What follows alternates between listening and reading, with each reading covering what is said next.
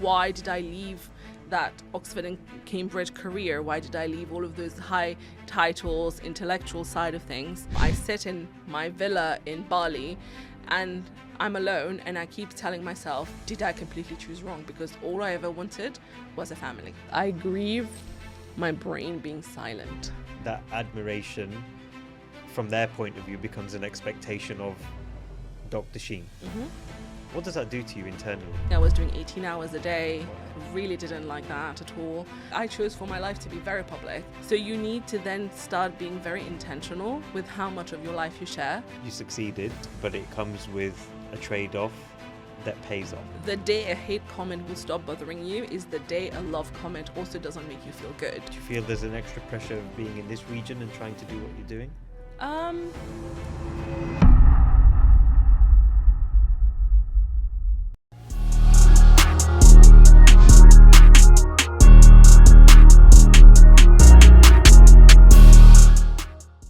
Hey guys, and welcome to another episode of Keep It Locked. Today, I'm sitting and I'm exploring what it does to someone to always feel as if they're the impressive one, what pressure that brings with it, and what responsibilities it obviously carries along. I'm sat today with someone who I've been waiting to get in to the studio for a while. Let me welcome and allow her to introduce herself, Dr. Sheen Gurrib. Welcome to Keep It Locked. How are you today? I'm very well, thank you. Thank you for having me. No, thank you for making it. And I was so relieved to just walk into the studio and you were just there ready to go. It's just like, that's not normal. So the other guests, we have to sort of like bring them in, but you were here ready, on point, ready to just answer whatever questions. You said, no, don't need any prep. And that's the type of flow that we're looking for today, to keep it locked, keep it natural. So Dr. Sheen, that's obviously leading up to some of your credentials. Tell, for those who don't know, who is Dr. Sheen Gurrib?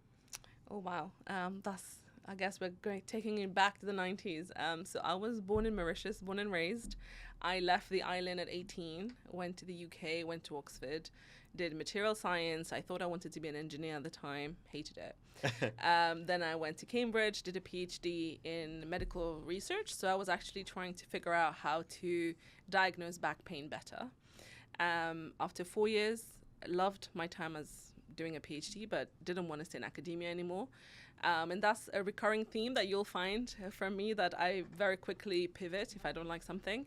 And then the usual route that a lot of people do when they do a PhD, if they don't want to stay in science, is to go into consulting. So I went into consulting. I was with Oliver Wyman, and I came in as a life science specialist with them.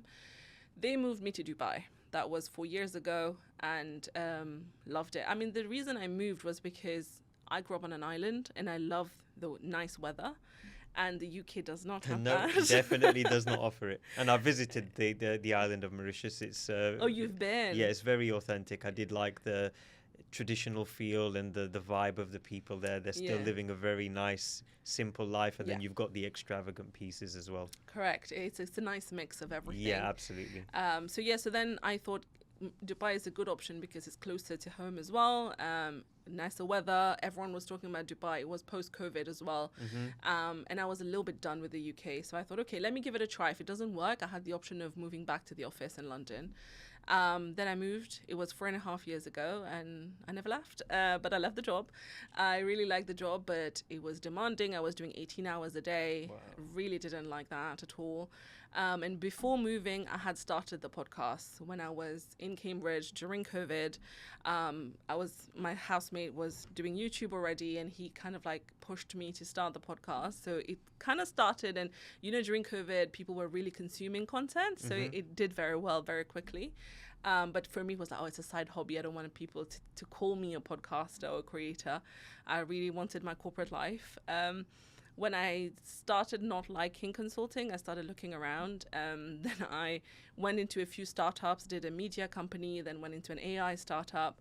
And during those time, I kind of like restarted the podcast. I took a 2-year break, then we restarted, and it blew up in Dubai. It was the first time I filmed in a studio, and I gave myself 10 episodes. I said, let me invest money in it and see if there's something. If something happens in those 10 episodes, I'll stick to it. If not, I'll shut down the YouTube channel for good.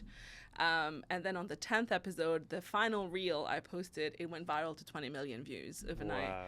So then, and at the time I was on like 17K followers. So it was a big deal. And I thought, okay, the universe is trying to tell me something. Maybe I should stick to it.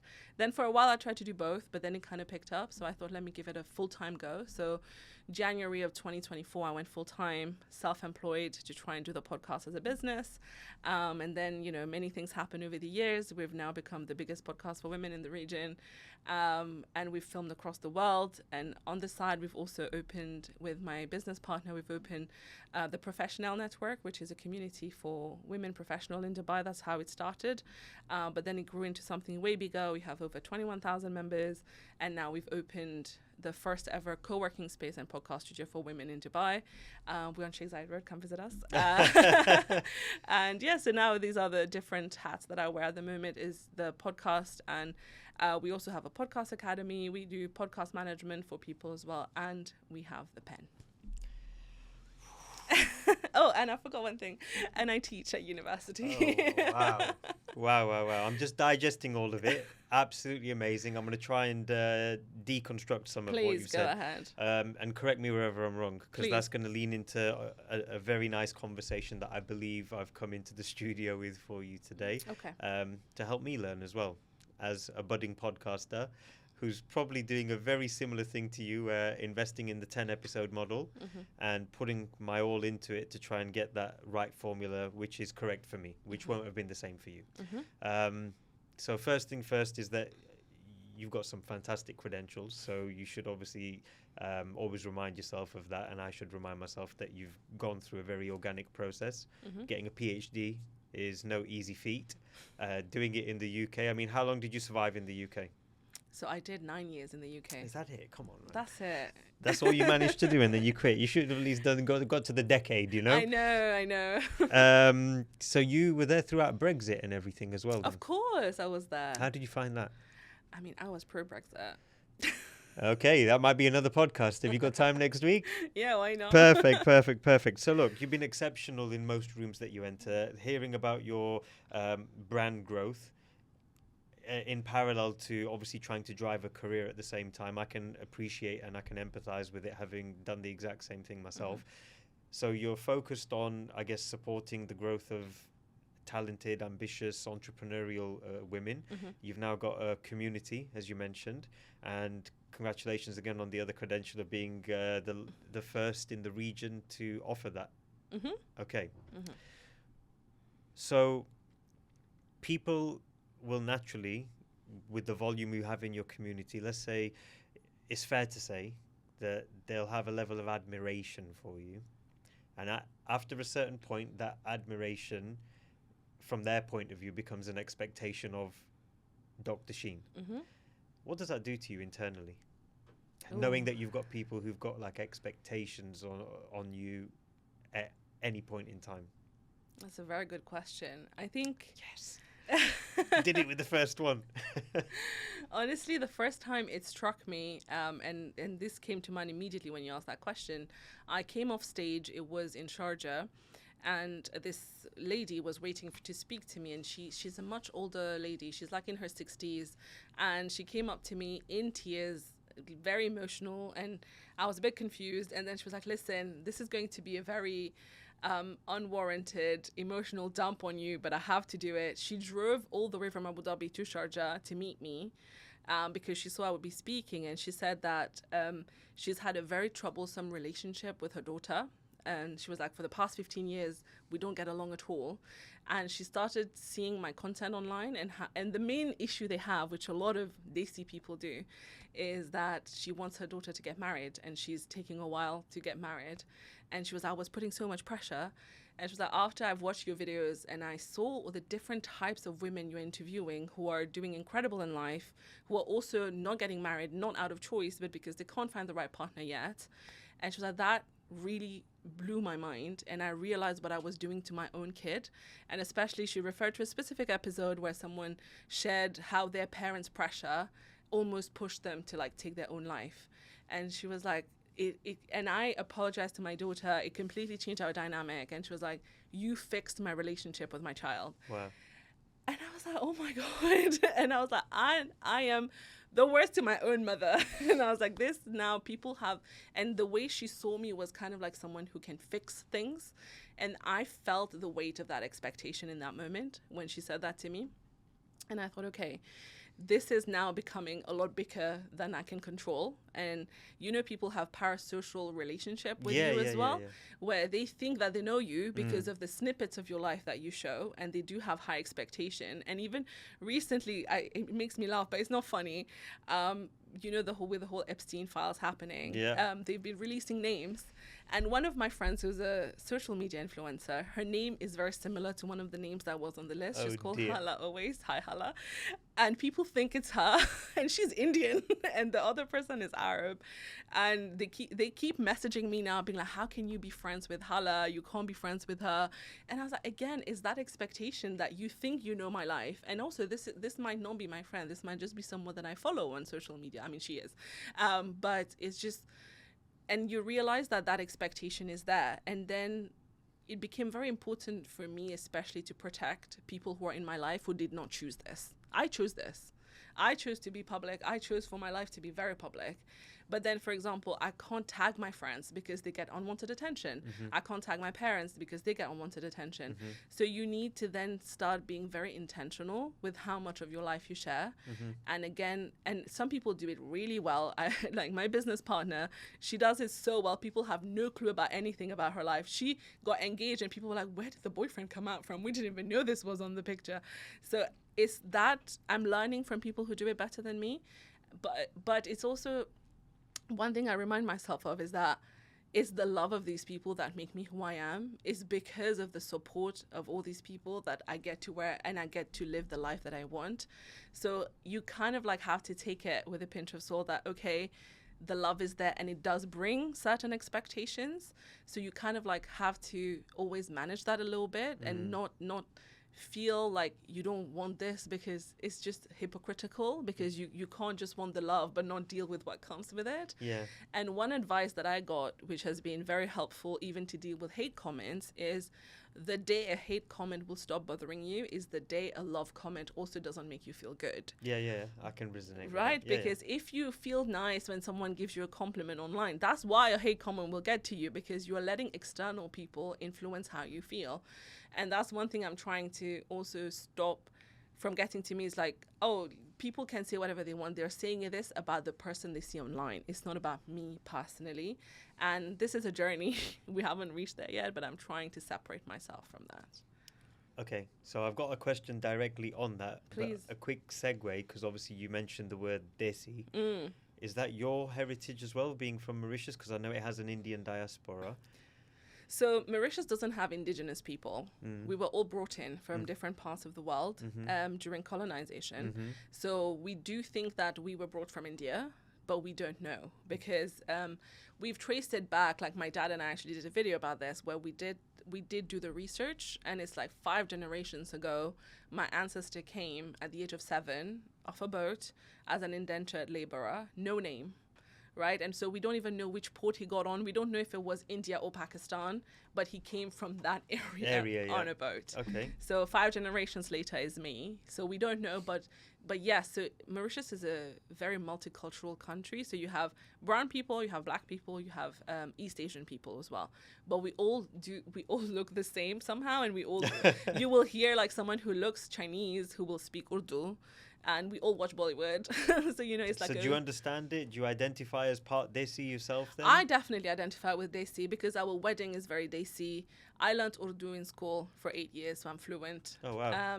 And we grew up watching Bollywood. So it is very intermixed, definitely, into the culture. So, yeah, I do identify with being Desi. Perfect. Yeah. So my follow-on question was back to that train of thought where what they're seeing online and what they're reacting to, either positively or negatively, you're trying to not let it get to you because they're reacting to that version of you. So who do you believe that you are when you're not that person on a reel or on a stage? Like, who is Dr. Sheen when she's not the doctor? She's a very lazy girl, I'll tell you that. People don't expect it, but I love a rot day. And I keep saying this, people don't take me seriously, especially my team doesn't like hearing this. I'm ready to retire. I have been ready to retire since I was in my early 20s because I love a soft life. I love doing nothing. But at the same time, I have that side of me that is extremely hyperactive, which is why I do all the things that I do. But I think off screen, I'm just, I'm someone's friend, I'm someone's daughter, and I'm just chilling.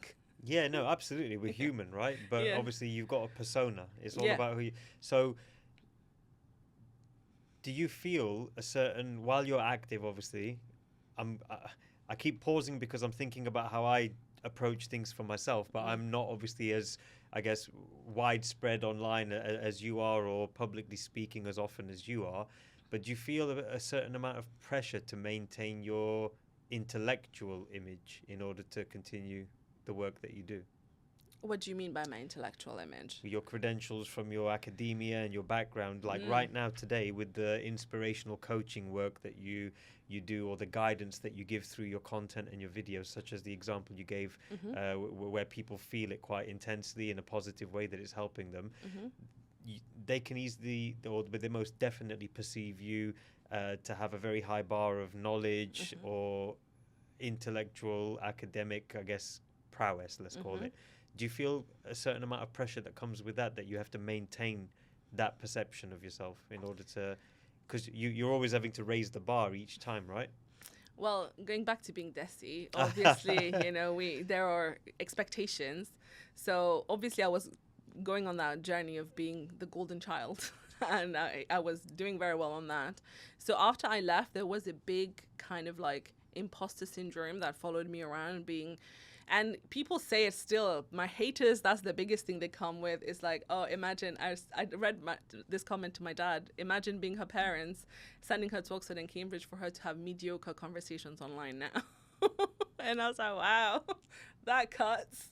But it's because I did for a very long time feel the need to justify my choices and why did I leave that Oxford and Cambridge career? Why did I leave all of those high titles, intellectual side of things? But I was just saying this to my manager, actually, is that I just got nominated for an award by Cambridge University as an alumni. And they asked me a question being like, what do you think you took away from the university that has nothing to do with your degree? And that made me think, because everything that I do today, everything that I've managed to do is because of what I've learned in those places. I was very lucky to be in elite places. I got to, literally I had dinner with Stephen Hawking. I got to meet Elon Musk. I've interviewed Bill Gates. And all of this only happened because I was in these rooms where not a lot of people have access to. And they've taught me how to have conversations. They've taught me how to think for myself. They've taught me how to question things. And these are all intangible things that you take from these places. Yes, I got the degree, but I also got these other things that I'm now taking and like kind of like repurposing into what I'm doing today. And I think that's also been something that I've been trying to stop justifying with the whole like pressure of staying academic. And the reason I started teaching was purely for that. I was like, I need a foot in academia still, so let me go teach. And what did they make me teach? Social media. I was like, what? So I'm teaching how social media is changing the world of work. In secondary school? In uni. Oh, wow. So I'm a junior professor, and I also teach how AI is, the ethics and legislation surround AI. And it's just been interesting to see the new generation and how they approach things. But yeah, so for me, I do feel like that kind of like still feeds the little side of my brain that is attached to academia. I love teaching. I love the ability to break things down into smaller things for someone else to digest. But at the same time, I have been able to design the life that I want today only because of the journey that I've had. And that doesn't mean that it still needs to be present in my life today, if that makes sense. Yeah, no, obviously you're just taking everything from each step and applying it in the context that you're working in today. So Mauritius, UK, United Arab Emirates, 4 years over here, a very polished part of the world, as you know. Yep. Expectations are higher. Nepotism runs very high over here. Your network is your net worth, as they say. How have you or does it ever feel living in such a high performing city, does that amplify your expectations on yourself or anyone who's in a similar situation to you in order to just maintain that bar of reputation because of where you're geographically located? Do you feel there's an extra pressure of being in this region and trying to do what you're doing? I don't think so. I don't think I would have been able to do everything that I've done here if I was in the UK. I second that completely, which is why I'm here. Yeah. And I know a lot of people move to the UAE for tax reasons, financial reasons. Right. Not me. I'm not after the money. No, but let's put it on the table though, right? Yeah. Look, I'm British. You've spent time over there as well, and I'm assuming you must have passport for Nope. No? Nope, they didn't give it Did to we me. Did we fail you on that as well? They did. They were Okay. like, student visa doesn't count. Yeah, But you're pro Brexit. I am. Oh wow, we need to do another one on this one. So, being over here, root causes of people arriving here is always, like you mentioned, could be financial. Mm-hmm. But I also believe a big reason is because, I'll say it openly, being in the UK, I don't think the environment fosters high performance individuals to be motivated to continue performing. What do I mean by that? I say it to my family all the time. I've got 2 businesses there myself, and all I kept feeling since 2016, Brexit time, Mm-hmm. was that the harder you work, the more you feel like you're punished for it. Mm-hmm. Whereas over here, I feel the harder you work, you're rewarded in abundance. But I also feel that I have to work harder here in order to penetrate different corners of the market that I'm involved in. Do you feel that way as well because you're over here? So I think for me, the difference I felt was in the UK, there is a lot of competition and everyone feels the need to compete because there's this scarcity mindset. There's only so much that is available. So we all need to compete. That's why even as a creator, when I was in the UK, it always felt like it's impossible for me to make a name out for myself because there's so many of me right there. But when I moved here, and it's funny that you say this because for me, the way people have worked to help me, and I was a complete stranger to this place, but every time I've met people, I've reached out and asked for help, people have been so helpful. And throughout my journey, especially starting businesses here, becoming a creator here, the amount of collaboration I've received, even when I started the podcast, I was so small and I would reach out to really big people and they answered, they replied to me. They might say no, but they would reply. And some people did come on and they helped me with visibility. So it's always amazed me by how willing here people are. And people realize that you don't need to compete to get to where you are. There's a piece of the cake for everybody. Yep. And that has completely changed the game for me. So I don't think so. I think when you're in Dubai, you do get inspired a lot. You realize that what you think is the limit is not the limit. Like people have really broadened my mind when it comes to wealth building, when it comes to what you can achieve, how quickly you can achieve it. And it's just been incredible to see other people build. And I've been around people that have, way ahead of me in the journey. And it's so inspiring. It doesn't come from a place of like intimidation. It comes from a place of inspiration fully. Yeah. And I absolutely rate Dubai for that. But at the same time, I always say this, that I think in Dubai, whatever you want to do, you can in Dubai, in the sense that if you don't want to be a high performer, you want to enjoy life, you can. If you want to be a bum, you can. If you want to overachieve, you can. So I think that whatever intention you have, you'll gravitate to the people and to the opportunities that feed that, and that's what you end up doing. So for me, because I came in thinking I wanted to break out of the corporate life and I wanted to create my own life, I gravitated to people who are doing that, and I've managed to do it over a very short period of time. So I do think Dubai accelerates every dream that you have. Yeah, absolutely. I couldn't put it better. It's the city of dreams, and I think the law of attraction really applies in this region. Okay, I want to pivot slightly. Sure. Because the main focus area of your work is aimed towards obviously women. You've got obviously a community, like you've mentioned in the whole build-up at the beginning of the episode. You've got a lot of activity that's taking place. So we want to just focus on women, identity, and relate that to performance and pressure. Okay. So what do you think success could cost a high performing female Mm-hmm. that they don't normally, or we wouldn't normally hear about from your experience? Very good question. All my questions are very I think so. This is a topic that comes a lot in the conversations that we have on the show, to be honest. And unfortunately, the main question, the theme, I guess, of this is that women feel like they have to sacrifice their personal lives.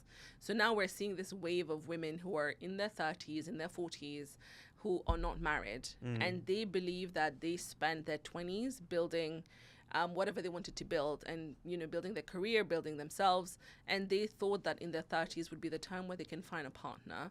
But now successful women are not being seen as good or potential partners, so therefore that is costing them a lot. And it's so sad to hear, but even on one of the episodes that we had this girl who became a millionaire at the age of 23, and now she's 26. She's a multimillionaire. She owns real estate across 17 countries. Wow. Like, she's done incredible, and she comes from nothing. It's all self-made. And she said on the show, which completely broke my heart, where she said that now I sit in my villa in Bali and I'm alone, and I keep telling myself, did I completely choose wrong? Because all I ever wanted was a family.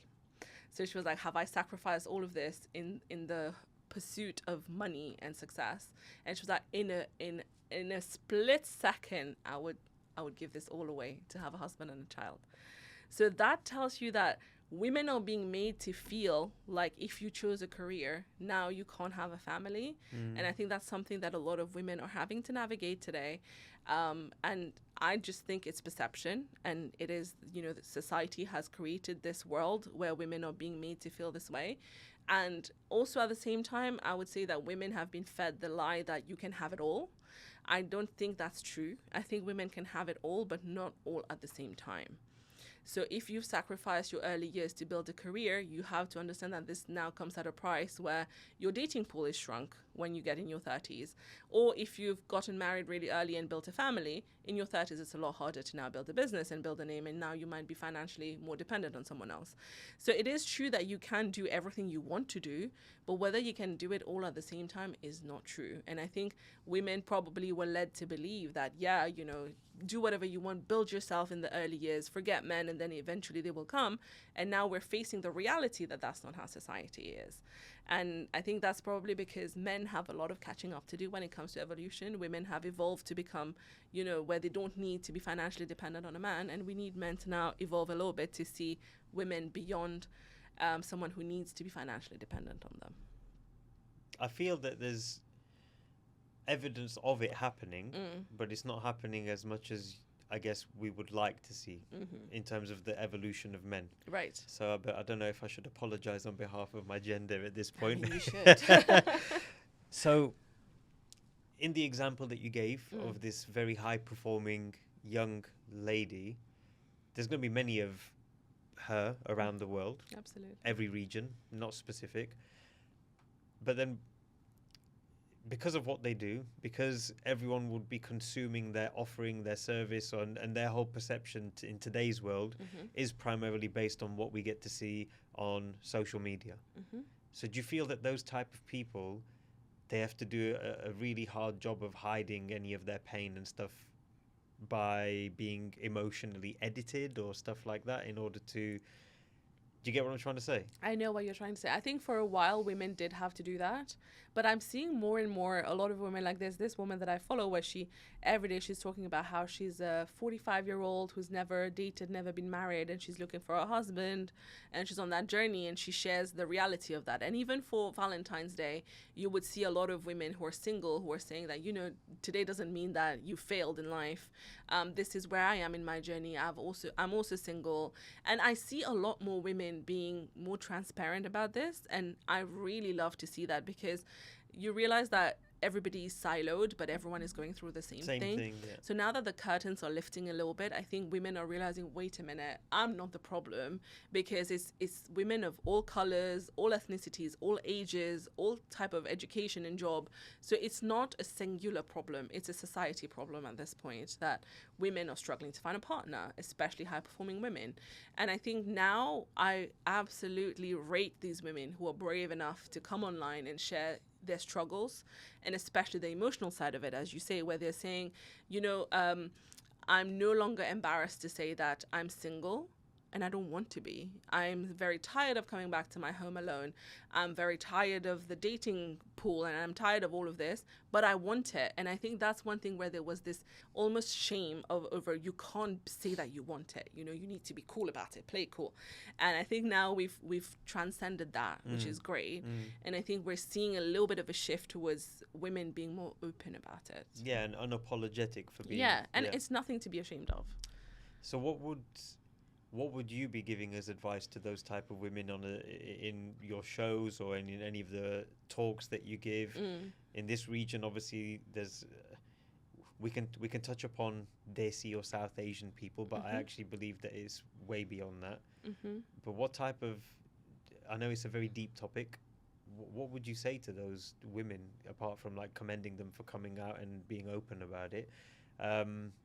Because for ladies, there's always that extra factor that men of the same age, if they've ended in the same position where they've built businesses and sacrificed their 20s, and now they're finding that just the exact opposite, but they've not got the body clock thing to worry about. So surely, obviously, I'm sure you end up talking about this quite regularly with people. How does that type of conversation flow? Quite a lot, but I think we've made so much progress when it comes to health tech these days. So a lot of my friends have done the egg freezing process. It is so smooth now. It has become almost casual the way people do it. It doesn't cost as much as it used to. And I'm so happy to see so many companies even funding the egg freezing process for their employees. And I think this is beautiful to see, because now women have the option. There's no longer that pressure, as you said, of the body clock, because a lot of people would just settle or would just give up on the idea of having children. But now you can extend that timeline of when you can have children. So I feel like on that part, we know that it's possible. There's no need to rush because of the body clock. But I think in terms of the other thing, there are different ways of looking at it. And I think it was last Ramadan that Dr. Omar Suleiman said in one of his videos that went super viral, where he said, getting married is also part of your risk, and it might not be written for you, because just like not everyone has the same amount of money. And everybody was like, wow, okay, he just came at us like that. But I think it makes sense, right? It's like, maybe marriage is not written for everybody, especially in today's world. And also marriage is not the end game. Like, not being married doesn't mean that now you're guaranteed a happy life forever after. Yeah, some people have terrible marriages. Some people have terrible marriages. Some people get married many, many times, and some people just never get married. And I think marriage, absolutely, if this is something that you want for yourself in your life, you can try as much as you want. And as long as you've done your best, that's all you can do. And it only takes one. That's what I keep reminding everybody, is that it only takes one. You don't need that many. And I know a lot of people might not be the right match for you. And also change that narrative of just saying, all men are trash. Because yeah, we're not. We're really not.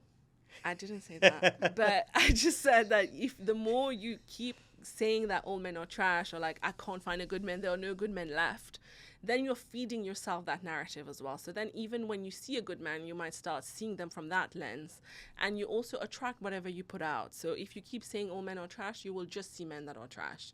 So just remind yourself that not all men are great, but there are still good ones out there, and you only need one. Yeah. So, and it's about being patient. I think the timeline for getting married has just been pushed a little bit now later. A lot of people are getting married later in life, which is also great, because when we are younger, we don't really know who we are. We don't really know what we're looking for. And now we see divorce rates are like 50%. So crazy. Because people are not choosing right when they're getting married. So and people might think, but now I need to meet somebody, then I need to get to know them for this long, then get married. I should have met them 10 years ago. But at this age, you need less amount of time to get to know somebody because you know who you are, first of all, and you know what you're looking for, and you know where the red tapes are. So it takes a shorter amount of time to assess whether someone is a good partner or not. So all I can say is, just be hopeful. It will happen, and it only takes one. It only takes one. I like it. That's going to be the motto at the end of this episode. So, listening back to everything you said, I'm noticing a pattern and obviously connecting it to your journey. So there's a stage at the beginning where you've realized that you can do this, i.e. the podcasting, the talking, the coaching, the guiding, the advising, and the validation that you're getting from people, that validates that cements it for you. Okay. Then there's a stage where you've realized, okay, I can do this, but being internally aligned probably means a little bit more to me at this stage now. So you've evolved when you drew back on that example from taking what you took from those elite academic institutions to where you are today. Have you ever, or do people in your position or similar stories to yourself, do they ever feel guilty for evolving? I think we're made to feel guilty, for sure. I'll give you an example. I grew up in Mauritius, and now whenever I go back home, it's really weird because home is home. It feels like home the minute you go back. But then the people that you meet, you feel so far from them. It's like we've had such different paths. Even people that I went to school with that I've known my entire life till today, I know them very well. But when you meet, your lives have taken such different directions, and it's really hard to reconcile. So then a lot of my friends, some of the ones that are still in my life, are still very welcoming, and they'll get very excited about my life, and they want to ask questions. But some people will tell you this, and it's the most loaded question, which is, you've changed. And I'm always taken aback, being like, I'm still the same. But then you realize that, no, it's good that I've changed, because change is good. It means that I have evolved from who I am. And if you're not evolving, that means that you're staying in that same place that you are, mentally especially. And what's the point of that? Because every day we're meeting other people, every day we're learning something new. And if you're not adapting your mindset, you're not adapting your thoughts, that means that you have that arrogance that thinks that I am already the perfect version of myself. And I do not believe that. I think that every day we can learn something. And the reason I started the podcast was purely selfish, because I wanted to sit with people that I can learn from. And because why would I waste my time trying to learn it myself when someone else has already done it and I can just fast track that immediately? And I think for a long time, I felt the need to make myself smaller, to go back to the previous version of myself when I was around people. And I know a lot of people feel that pressure whenever you go back home, whenever you're with family or you're with friends, you feel the need to go back to that version of yourself so they don't think that you've outgrown them. But now I've realized that, no, it's a good thing that I've outgrown who I was. I haven't outgrown them. I've outgrown who I was, the past version of myself. And I think it's been a journey of accepting that, but we are, I think, constantly we're given reminders that we've changed, and I don't think that's something that you need to be apologetic for. So when you go back home, or earlier on, because it clearly sounds like you've got a hold of it and you know what it is that you value most now, but other people in similar stages, what do you think that they value most, admiration or their own identity? Because that would dictate how much they care about the people who turn around to you and say you've changed. If they cared about being admired more, that would hit them hard, right? But right now where you are, you clearly value your identity and what you're doing a lot more. But what would you say to someone who's on the fence and still cares about the admiration side of things? Well, as a recovering people pleaser, I can tell you that obviously we all want to be loved, especially when it's people that you love yourself. If it's your loved ones, you want that love back. You want to feel that approval from them, right? And I think admiration definitely is something we all crave for. We want to feel like, oh yeah, what I'm doing is right, and everyone supports me, everyone's on my side. And unfortunately, though, when someone doesn't give you that, or someone is kind of like questioning you, it doesn't mean that they are right. And sometimes they might be, I'm not saying always, but sometimes they might be. And it's up to you to make that assessment whether this is constructive criticism or this is coming from a place of, of their own restrictions and their own lacking. And understanding that you trying to please someone else because you want their admiration comes at a cost, and that cost is you chipping away at your own identity. And I think that comes with age, that comes with a lot of experiences. It comes with you going through life and realizing that nothing else matters as much as my peace of mind. And that's one thing I've learned the hard way. And peace of mind is affected by so many things in life, but the one thing is when you let the search for admiration from others dictate how you live your life. And I always say this, someone who is further ahead than you in life will never look at you. Let's say Stephen Bartlett will never look at me being like, "Ugh, that podcast is so cringe." They won't, because someone who is further ahead than you, they will look at you with encouragement. They'll be like, "Yeah, you got this, keep going, you'll make it someday." But if you look at anyone who's trying to pull you down with negativity, is always, they are down, that's why they're pulling you, right? So they're already below. So you don't need to go to that level. You just need to know when you've outgrown a relationship, and you just need to move away. And one thing, I've lost a lot of friends over the years, and not because of any bad blood, no fights, nothing. It's just that you have very different lives. Yeah. You kind of answered what I was going to ask you next, because what I was kind of leading towards, when did the penny drop for you, and what was refreshing for you when having that internal alignment without any influence became much more important to you than the admiration or the applause that you get externally. But you kind of just summarized that there. Wow. So this is my favorite part of the show now. Let's go. Because it's Keep It Locked. So we have a locked segment. Okay. Right? Okay. This is something that I would never have ever floated to anyone who's about to walk through the studio. But what we want to step away from your brand, step away from your community. And now I'm just looking at Sheen. Sure. Minus the doctor. Sure. Okay. So what's something, or have you ever felt lonely in any environment where you might have just been the most accomplished in the room, but you still felt that something was missing? Oof. Yes. You want me to elaborate? Yeah, obviously. I'm trusting you. Okay. So yeah, I think, one thing I used to do was I would say yes to it. As I said, I used to be a people pleaser. So a lot of invitations I would get, a lot of, people asking me to come hang out, I would always say yes. And I have a very vivid memory of going to a very specific dinner where I really didn't want to go. And I knew that, these are not really my kind of people, but I thought, I've been invited. I said I would go, so let me just go. And when I went there, the conversations that were happening were purely based on other people's lives. And it was all about gossiping, and it came from a very negative angle. And we're talking about people we don't know. We're talking about people we know. And I just remember sitting there thinking, wow, I've lost a few brain cells while being here for a few hours. And I just felt very alone in that moment, where I can't relate to anybody. Nobody can relate to me.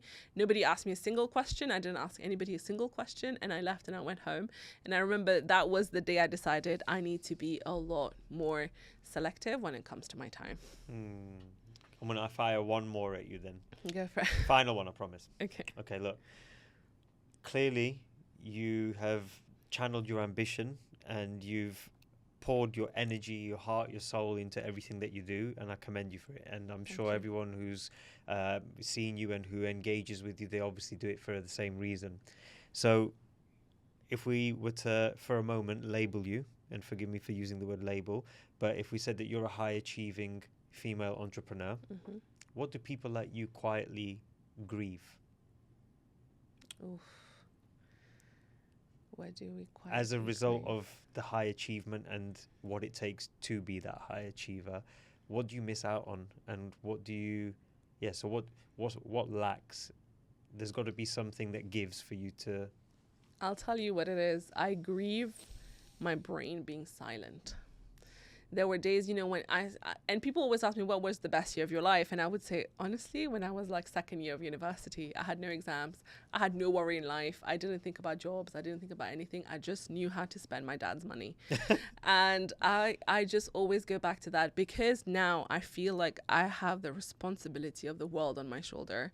And I just wish someone else would do the thinking for me. Someone else would do the actual boring admin for me. Someone would take the responsibility for me. But obviously they can't. Nobody can. And I grieve not being responsible of anyone and of myself.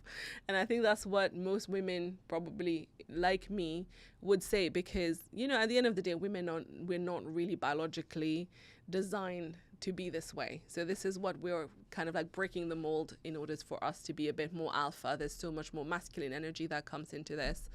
And I crave not having this masculine energy in my life, not just being who I am, just chilling, going through life. Interesting. Okay, we'll move away, but I've got a couple of other things that I'd like to just go through quickly, okay? So I've got this concept of the reality of reality. And it was born when I used to think about reality TV stars, let's call them, and what that does to them after the exposure on a reality TV show. But the theme still, it resonates for anyone. That we want to just explore the reality of your reality. So what part of your journey would surprise people if they saw it unfiltered? From Cambridge, Oxford, up until now, if they saw that transition from Mauritius to the UK through all the way to the UAE, what part of that whole overall journey, which if we were to see it completely unfiltered, whether it was your hard work or the late nights or the getting started up when your housemate was encouraging you to do a podcast, which part of that journey would you think would surprise us the most if we saw it unfiltered? Surprised you in what way? In a way of like, I can't believe she had to do all of that. And she had to invest that much time or that much effort or energy in this area, which has positively like led to where she is today from point A to point B. Okay, I'll tell you, this was when I was getting to the end of being a consultant. I used to work 18 hours a day. I very vividly remember the day I decided I can't do this any longer. I was just sitting with my laptop at 2 a.m. fixing a table of content because my manager wants me to film it and he's on call with me. And my tears are just dropping into my keyboard. And I'm like, why am I doing this? When did I become someone's slave? Yeah. And that was it. I was working Monday to Friday from 9 a.m., 18 hours days, go to bed, wake up. And we were working from home, thank God, because it was recovering COVID time. And I would wake up, my laptop was next to me. I just drag it on bed and just work from there. I don't move. I order my food comes, I eat it there while working. This was my whole day. Then Saturday morning, I wake up, I shower, I get ready, do my hair and makeup. I sit down, I script 4 videos. I sit down, set up my camera, my light. I film 4 videos by myself, send it to my editor. It's 8, 9 p.m. by the time I'm done. Then I go to bed. Then I wake up on Sunday, and Sunday was my only day off. That's when I would see friends. And I absolutely hated it. You would see me, and my editor, bless his heart, he was a 17-year-old boy. And he would message me being like, Sheen, you need to look after yourself, because he would see the takes in between. And after the transition. I'm done, I'll be like, wow. Okay. And I'm like, okay. And he would see me put on that mask every time. And he would always tell me, I'm going to keep those BTS because I want this to be in your movie. And he was so sweet, bless him. And that, honestly, those few months were the hardest months of my life. But it was still worth it. And I knew I was doing it because this was going to be my exit strategy. Your exit strategy from the corporate world? Yeah. Okay, so you succeeded. Yes. But the message, the resounding message is that it comes at a cost, but it comes with a trade-off that pays off. Yes. Yeah. So, Dr. Sheen, who are you, or what are you still becoming privately? Someone who is very comfortable saying no. And that's something I've always struggled with, just saying no. I will, even if I say no, I will justify myself. And that's whether it is in work setting, in my personal life. I am not comfortable saying no because people pleaser again. So that's something I'm working on, because I know that again, the online persona that people see is someone who's probably very strong-headed, who knows how to say no. Nah, she struggles. And I think I'm trying to reconcile that part of me where because I know very well what my boundaries are, and I know when to say no is just bringing up that courage, and also not explaining myself that much. So that's what she's building in private. So that advice to yourself, it would be, I guess, the same advice that you'd want to give to any other female in your professional network, right? Mm-hmm. So the conversation that we've had now isn't necessarily about abandoning who you were. It's about leveraging, I guess. I'm trying to just sort of consolidate everything that we've spoken about. It's about it's about leveraging who you were, not abandoning your journey, allowing yourself to become who you are. Would you say I've summed it up pretty correct? Beautifully. And also that evolving, although it might look like you're inconsistent or you're chopping and changing to the rest of the world, actually, when you look at the end result as to where you are today, you were just aligning. Yeah? That's what I've taken away from the conversation with you today. Wow. And I hope to see you continuing to inspire more professionals. Maybe you need to do the male counterpart company startup for that one next. So thank you so much for giving me the time. I really drew upon some of the examples that you gave about where there's people who are ahead of you on the same journey, and that, you know, in this region, you drop them a message, whether they're able to support you or not, you'd still get the response. I really felt the same from me to you. So I would like to really thank you for taking time to bless this studio, the Keep It Locked studio, today with your presence. And hopefully people who are watching will have learned something really valuable. And ladies, whoever is watching, please do check out Dr. Sheen Gurrib. We'll make sure that her socials and all of her details are in the bottom of the video. Make sure you engage, make sure you soak up all of the great advice, the great content, and the positivity that she uses to inspire her network. Thank you so much. Thank you for having me. And honestly, you ask really difficult questions in a good way. Okay. Thank you so much.